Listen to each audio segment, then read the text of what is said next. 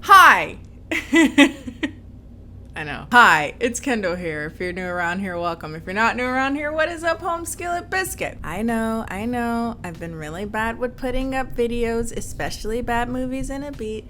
The series on my channel where I talk about bad movies while putting my makeup on. That's because I have been taking care of Mama Ken. Threw off the schedule. Daddy Ken is over with Mama Ken, so I have a day off and I can actually film. Is there anything else I need to update? This is a new wig. Well, not completely new. I've worn it before in these videos. I think I wore it in the last bad movies in a beat. It's a little tight. I have a new wig, but how can you tell? Because it looked like all my other ones. Well, you can tell a little bit. It's pulling my eyes back. Pulling my forehead back a little bit. But if you're curious, there's the link down in the description box. I'm not sponsored. But they did send me the wig for free. So, in case you were wondering. Last time we talked about the PWP instant modern classic known as 365 Days, a film that wants us to believe it's sexy when it's actually called Stockholm Syndrome. I feel like a lot of you guys have subscribed since that video, so welcome, join the family. And if you haven't seen that video, you can check it out up above, or you can check it out in the Bad Movies in a Beat playlist. Speaking of that movie, I feel like a good third of my Bad Movies in a Beat in some way revolve Bacon number-esque to Twilight. 365 Days, if I'm not mistaken, is inspired by 50 Shades of Grey, which is a fan fiction of Twilight. So to return to the epicenter of all bad toxic movies in the last 12 years, we're going back to Twilight. We're going back to the Twilight series. And today we're going to be talking about the third movie in the series called Twilight Saga Eclipse. Like I said, I've already done Bad Movies in a Beat on the first two films. If you haven't seen those, again, peak comedy, if I do say so myself. I think I'm pretty funny. But if you haven't seen those videos, I'll give you a quick rundown. Middle school, I read all the books for Twilight, and when the first Twilight movie came out, I saw it and did not like it. Time, it was because it was boring and ugly, but when I got older, I realized the movie being boring is the least of its issues. Perhaps more important was the obstructively creepy relationship between Bella and Edward. Just really unsettling. The second movie, better, still bad. As a child, I was into the vast amounts of masochism and the toxic desire to die for the one that you love if you can't be with them. Grew up and realized how completely terrifying that is, and also how really disturbing it is to push that to a bunch of young girls in particular. And today, we are here to communicatively kill my 8th grade fantasies because we are going to talk about the movie adaptation of my favorite book, which is the third book, Eclipse. Now you may be asking, Kendall, what was it about the third book that made it your favorite? And I'll tell you, it's very simple. It's ultimately the Jacobness. I like the idea that much of his unrequited love was finally coming to a head and some actions were going to be made. We were getting the official triangle now. And because I was living vicariously through this boring white woman, I had to take what I could get. At this juncture of my life, I was a hormone-ridden middle schooler, early high schooler, that again really got off on really toxic love stories. I was a fanatic, loved it. Thought it was, the more toxic, the better. The more you're throwing stuff, the more you're throwing people. The more you're just angry and violent, the more you argue. But yeah, I really wanted Jacob to win the affection of Bella because he was a good amount of toxic. He was also supposed to be 6'4", brown and muscular and warm, and I was into it. I've always had a type. But as an adult, I've come to realize that not only is Edward weird and creepy, I've also noticed that, how should I put this? Jacob is an incredibly entitled doofus with anger issues and a voice too small for his body. And so today, I'm effectively ruining actually, my childhood for views. You're welcome. Welcome to my therapy session. Welcome to my trauma. As I basically kill off my favorite part of the series. I will say though, one thing that I noticed in this particular movie is Bella's hot girl tendencies. She out here being an inspiration. The movie begins with the ever ominous Summit logo. You always know it's going to be a trash movie when you see Summit. We see a guy that we've never seen before, new person, coming out of a bar in the middle of the night. He ends up being swarmed and attacked. Swarmed? Is that food? Shawarma? Swarmed is what I was trying to say. He ends up being swarmed and attacked while he's walking alone down the street. He ends up running away from an unseen entity, which we can only presume is a vampire, which I find interesting considering he wasn't fearing for his life when he was walking down the street catching pneumonia. I don't understand why people that live in areas like this, like he lives in Forks, where it rains all the time, why y'all are never prepared. He's over here with his immune system made of shrapnel. But yeah, he gets bit on the hand. This particular scene brought back so many repressed memories because I just remembered, yes, I did go to the movies to see this film. And I remember watching that scene for the first time and bursting out laughing. They start young, my friends. I think this was around when I was about 15, so I'm starting to get, you know, that teenage critical nature. I started to become a little bit more critical of the things that I watch. Of course, by no means as critical as I am now, but I was starting to notice things now that I never would have noticed when I was younger. He gets bit on the hand and it takes him like 8 minutes to realize he's in pain. I think around this time I'd also just accepted that I actually didn't like any of the movies. Like up until this point, as I've explained in the other ones, I lied to myself and was like, yeah, these are great. These are great movies. But around this time, I was just kind of accepting the truth. Like, no, these are awful. They're all bad. As much as you enjoy seeing a bunch of men shirtless, Kendall, it does not change the truth, right? And I think more than anything, what I remember from this scene is when I was finally coming to my own. It's something that truly, it warms my heart, honestly, because where would I be if not being uber critical of crappy movies? Anyway, but yeah, old dude's he's having a pretty rough time. Anyway, so Bella and Edward are still together. Who'd have thought? And they're still at this push and pull that they will be the entire series. Bella wants to be a vampire and Edward's like, no, I don't want to do that to you, but maybe I'll do it if you marry me. And this results in them sort of being at a standstill, which is very confusing to me. She's willing to like pledge her immortal life to this guy, but she's not willing to marry him. Like, she's like, it doesn't make sense to me. You're willing to die and live and whatever for this person, but you can't just sign a piece of paper. But honestly, this time while I was watching this entire movie, I noticed something that never occurred to me while I was watching it, or even when I was reading the story, because this is the story.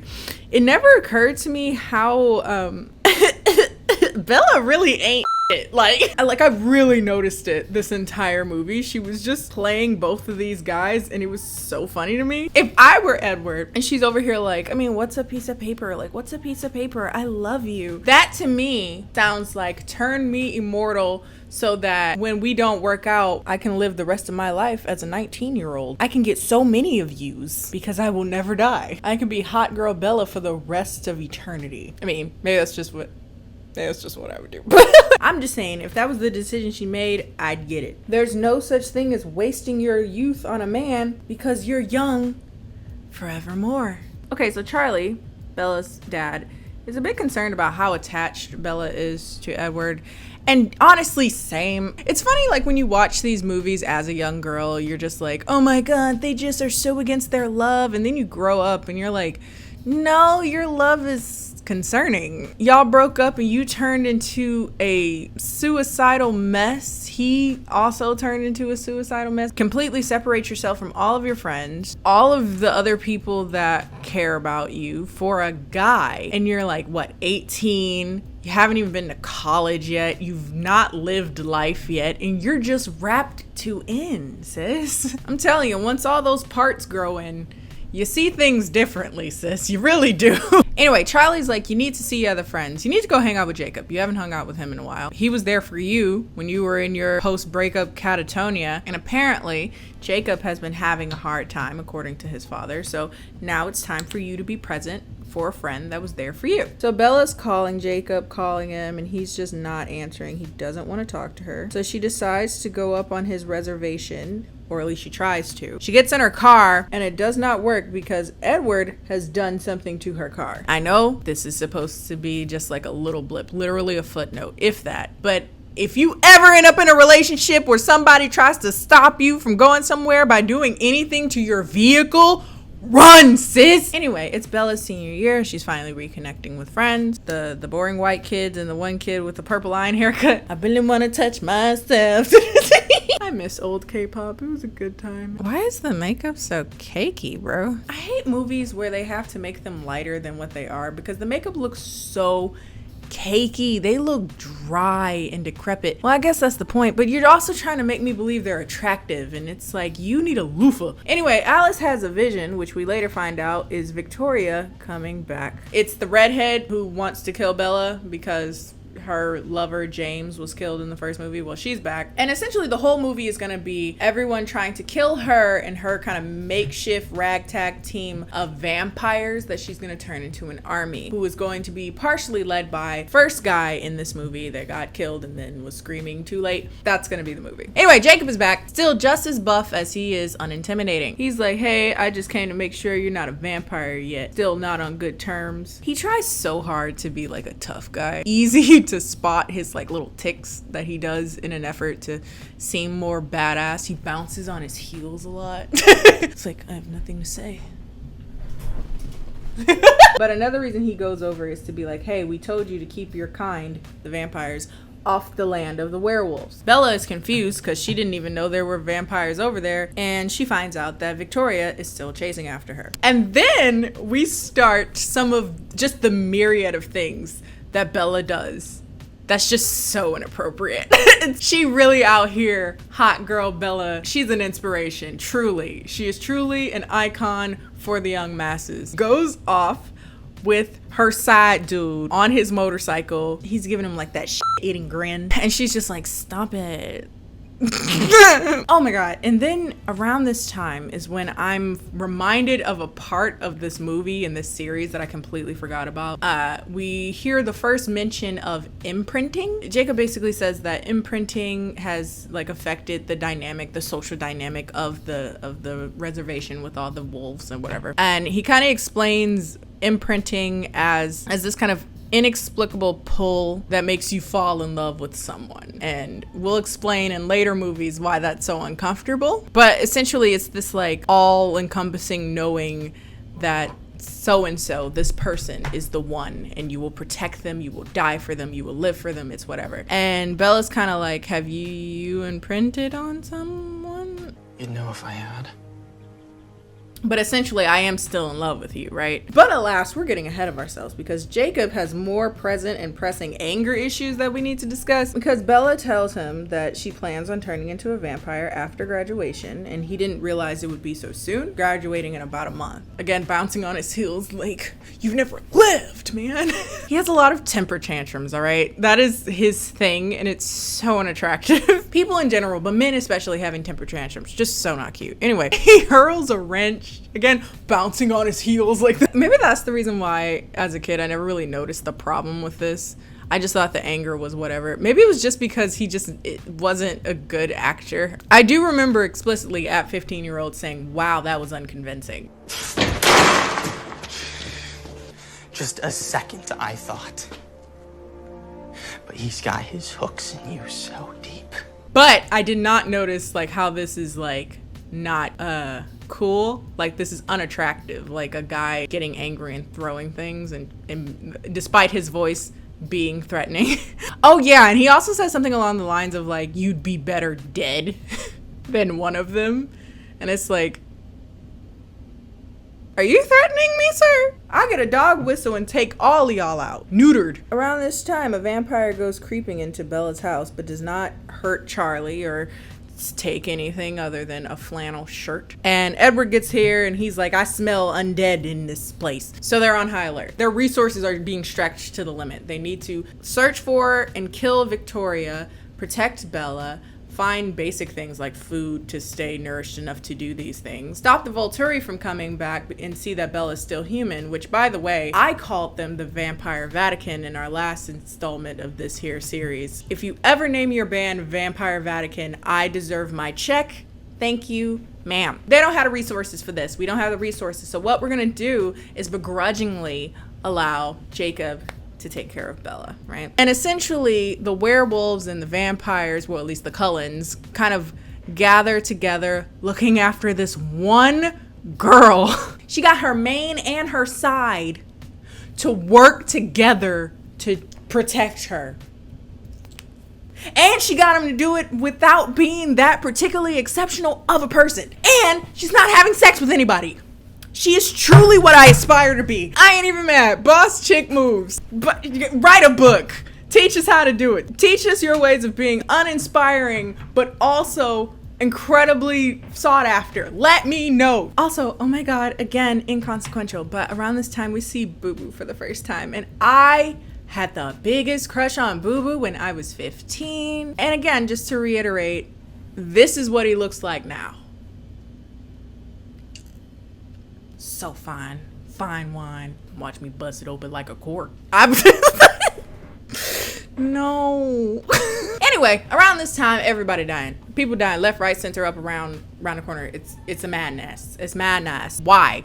That's because the kid in the very beginning of the movie has turned into a vampire, and he's effectively turning a bunch of people into vampires. He's just going around making an army. And why is he doing that? It's because he's been mystified and hypnotized by Victoria to do her bidding. And they are messing stuff up. They just causing complete destruction. Straight up white rich teens on spring break freshman year madness. As you'd imagine, that starts to get the Volturi's attention because they're all for like not having vampires be super conspicuous, right? Killing a bunch of people and they're all going missing. You know, that kind of gets people's attention. But for some reason, they don't stop her. As I'm saying that, I don't know to what extent they actually explained why they were okay with that.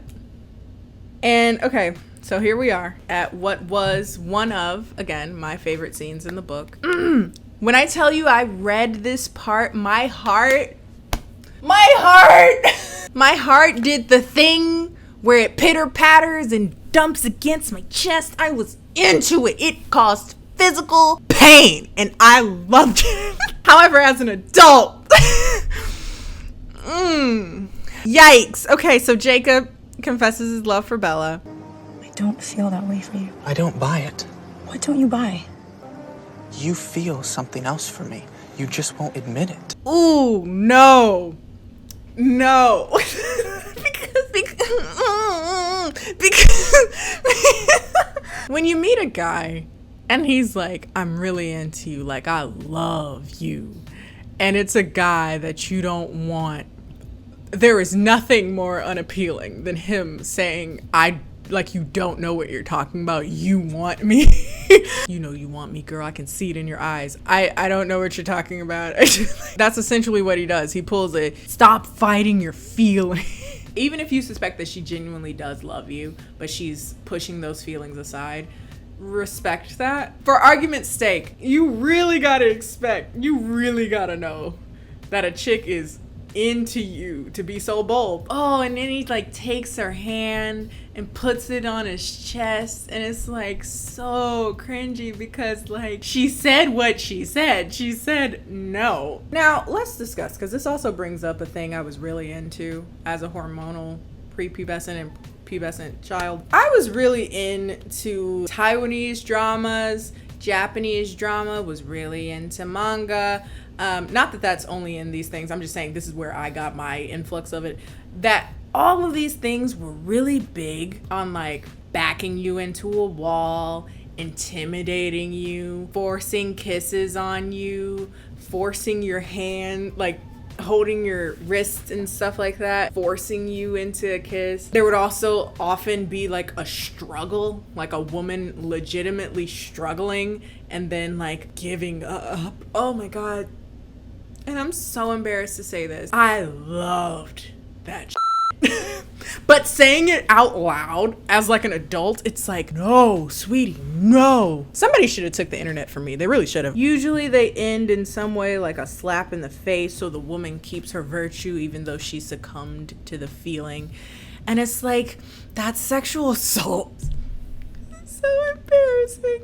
I was so into it. No, it's not passionate. Like, first of all, you can be passionate and consensual. I don't know why. Like, if we just changed the tone and facial expressions a little bit and made it more realistic to real life, this is a completely different vibe we're getting. And I want you to choose me instead of him. I thought you understood. I thought you understood. I don't feel that way for you. Like, I don't feel that way for you. I don't buy it. What don't you buy? Don't buy what? That's how I feel. That's how I feel. You feel something else for me.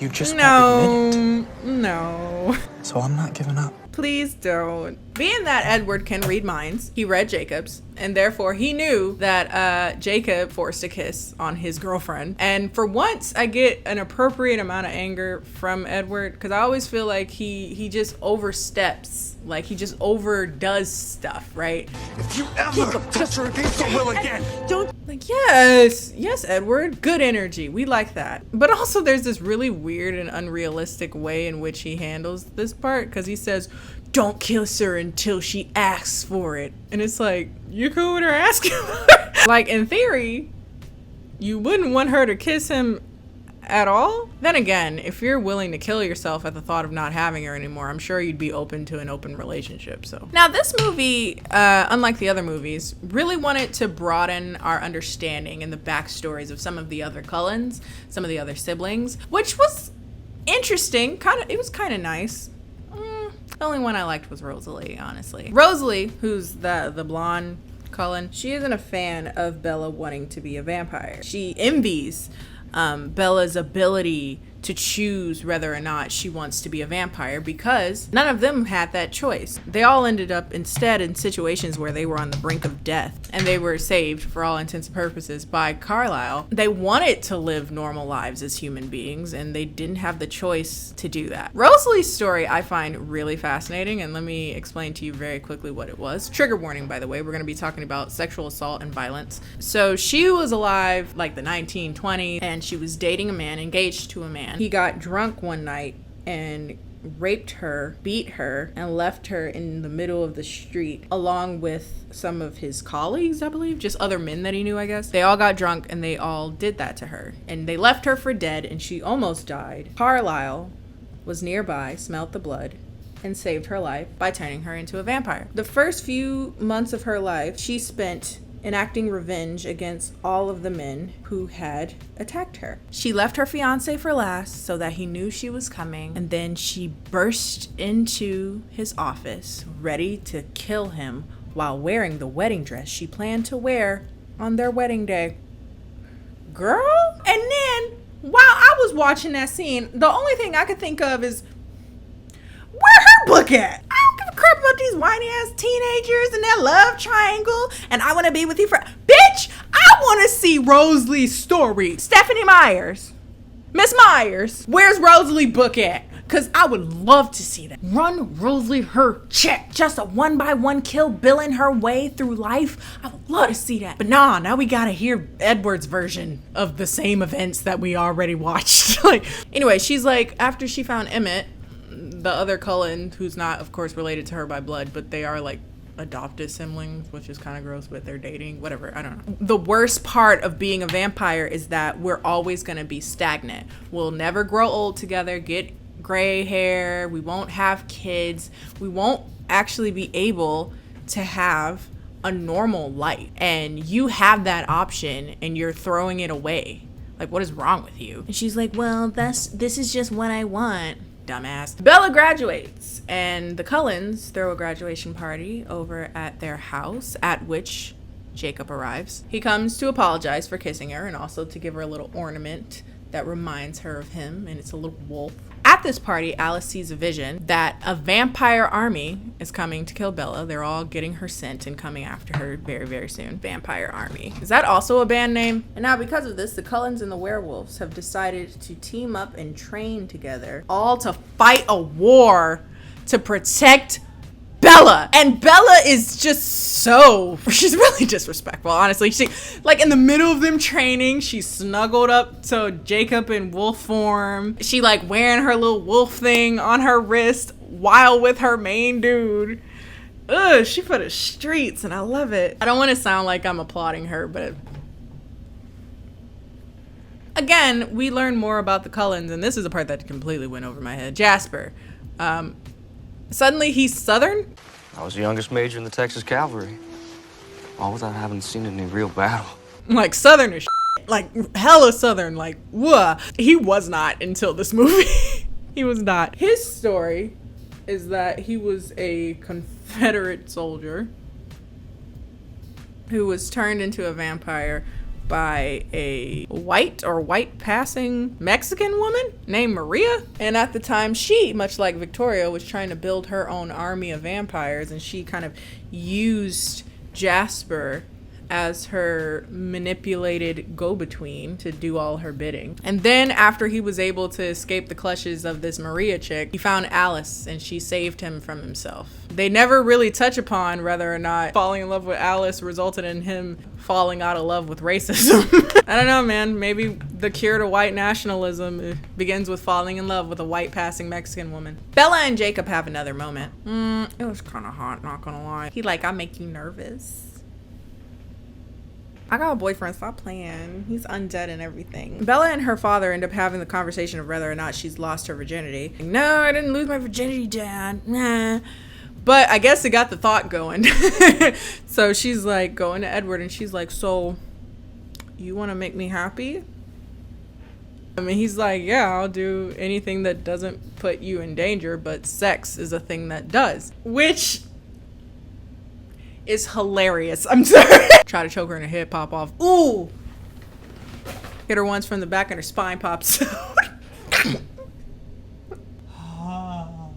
But apparently, the fear of killing her with the D we're dying for is less about that. It's also partially due to him having this kind of very Mormon sense of morality. And the only reason I bring that up is because of Stephenie Meyer. She is very openly Mormon, and it shows in certain parts of this. Edward says something along the lines of, I want this to be the one rule I haven't broken. And if I recall correctly in the book, he's like, I've coveted, I've killed people, I just want this to be the one thing. I remember even as a child, like being a small child reading this book, I was 12. I remember reading it thinking, this is so weird.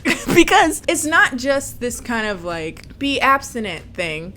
It's also this kind of weird be abstinent but get as close as possible to having sex, which just seemed like a mixed message to me. There's so much hypersexuality. Everyone's shirtless. Everyone's making out and feeling on each other. And you like push that, but you're just also saying don't have sex. Like, it doesn't make sense to me. What? Be a hoe, but make it holy. Get as close as possible to the fire, but if you get burned, you're a horrible person. Like, it doesn't make sense. But anyway, around this time is when Edward formally proposes, like with a ring and everything, and she accepts, and she's super happy about it. They don't have sex, if you were wondering. Around this time, we are officially preparing for battle. Victoria, her puppet, and her new vampire, the Cullens, and the werewolves. Bella is effectively being used to lure all of those young vampires and Victoria to one area that is advantageous for the Cullens to wage war. In doing so, they end up having to wait at the top of the summit in the middle of a blizzard. And who'd have thought Bella gets cold? And who's there? Jacob, who has inhuman warmth. Despite like a power struggle of masculinity between Jacob and Edward, they both decide that if they want her to, live, she should snuggle up to Jacob. Jacob, who again knows no boundaries, says things like, well, you should just take your clothes off. What an asshole. And she's like getting warmed up by her side dude. Her main dude just has to accept it. Maybe I'm jealous. Maybe that's the reason why I rag on her so much. Because in some ways, she is who I aspire to be. No talent. Not particularly funny, average in most ways, honestly. She has two attractive men chucking their self-esteem into the river, all in an effort to be near her. These boys don't love themselves. Love yourselves, men. Like, all jokes aside. By the way, I will say, of all the scenes in all of Twilight, honestly, this is the only scene that I genuinely liked. I feel like it's the only place where Taylor Lautner's acting, the script, and overall recording and execution makes sense to me. The most sophisticated, if I say, sadly, of all the the scenes of Twilight. Edward is aware that Bella loves him, like loves Edward, but he's also aware that she loves Jacob. And Edward's basically saying she could get a lot out of being with Jacob. And as much as that would hurt him, he loves her enough that he would want her to have a normal life with someone else if that would make her happy. Jacob is saying, like, she loves me and she could make that decision. Before I was like, you're very presumptuous. But now that I think about it, there's so many situations where she's just straight up being disrespectful to both of them. So I don't think it is over presumptuous now that I think about it that Jacob thinks that she's in love with him, because she will drop Edward at the drop of a hat all the time. She does it all the time. But yeah, Edward's like, it is what it is. If she leaves, at least I know she'll be happy. The next morning, Bella comes outside in the middle of a blizzard wearing a thin spring flannel and then want to complain about being cold. Girl, Edward and Bella are bantering about their upcoming nuptial. Jacob overhears. Maybe that's another thing. She completely hid that she was engaged to another man. She's really not. She really ain't. She leaves her fiance to go run after another man because he's hurt.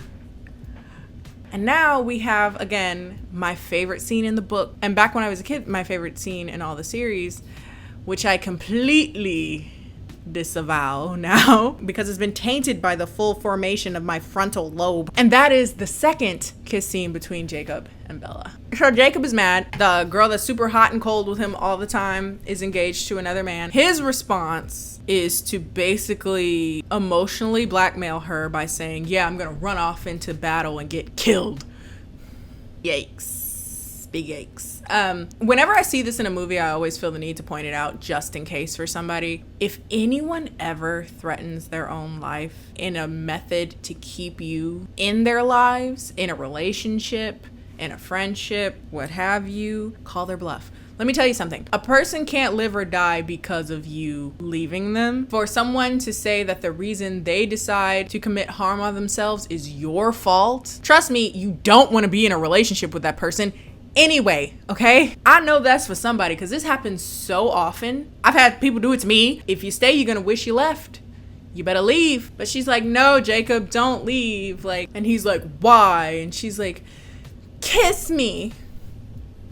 And then he kisses her and then leaves. So it didn't do it. I guess it was supposed to be like, kiss me so you know where you're coming back to. I don't know. No time to worry about that because the war is fully underway. But eventually, Edward and Bella come face to face with Victoria and her puppet. I believe his name is Riley.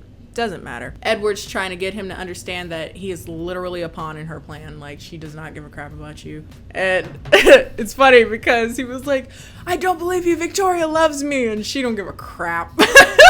Victoria!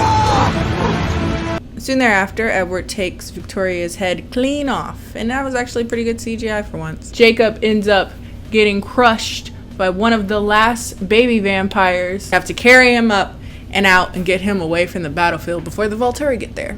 One thing about the Volturi that they're always trying to do is make them seem so much stronger than everyone else, and they're just really not intimidating. They're not. They come, they intimidate, they end up killing the one baby vampire that the Cullens were thinking of keeping. They end up killing that vampire because, quote, the Volturi don't give second chances. I guess it's because they give thirds, because they still kept Bella alive and they just leave.